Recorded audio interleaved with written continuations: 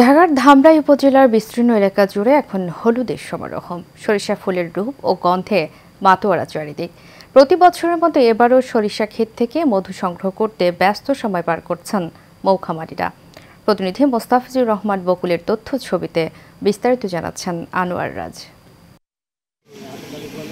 সরিষা ফুলের মধু সংগ্রহে ব্যস্ত সময় পার করছে ঢাকার ধামরাইয়ের মৌখামারিরা। উপজেলার ফোর্ডনগর, মধুডাঙ্গা, বালিয়া, খার্তাসহ প্রতিটি বিল অঞ্চলের সরিষার ক্ষেতের পাশে বসানো হয়েছে মধু সংগ্রহের বাক্স।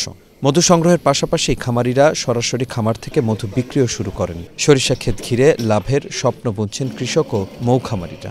আর সেই জায়গাতে 20 দিন হয়। 20 দিনে মোটামুটি যতটুকু টার্গেট ছিল মোটামুটি ক্ষুদাতলা দেশে 10 থেকে 12 মণ।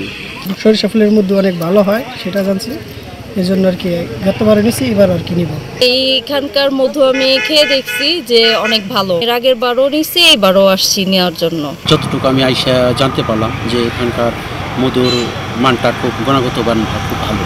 এদিকে সরিষা চাষে পরামর্শ দেওয়ার পাশাপাশি মধু উৎপাদনে সহযোগিতা করছে স্থানীয় কৃষি বিভাগ।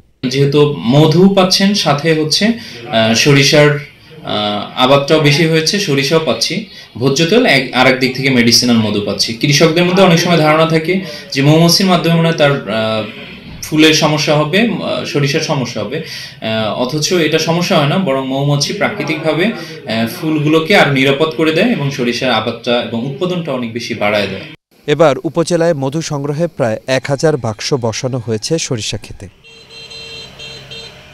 আনোয়ার রাজ, এশিয়ান টেলিভিশন।